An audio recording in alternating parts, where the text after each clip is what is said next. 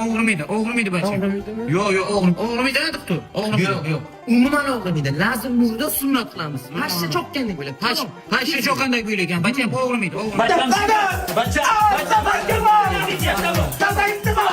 Bitta jiz qilar tamom. Pashsha qanday cho'qadi? Xuddan shunday bo'ladi.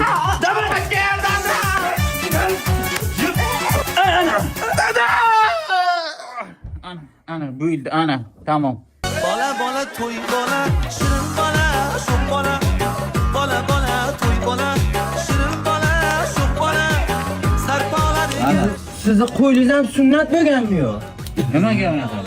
Nimaga? Amsiya, qo'ying deb o'tiribdi. Ha, Og'riyaptimi? Yo'q, yolg'ondan qilyapman. Mazza. Ha, yorundan ko'ra qumcha inasiz. Ket berdan ko'nglima qumcha sug'aytimmi? sizni mana xizmat haqqingiz. Rozi bo'l. Rozi. Nima?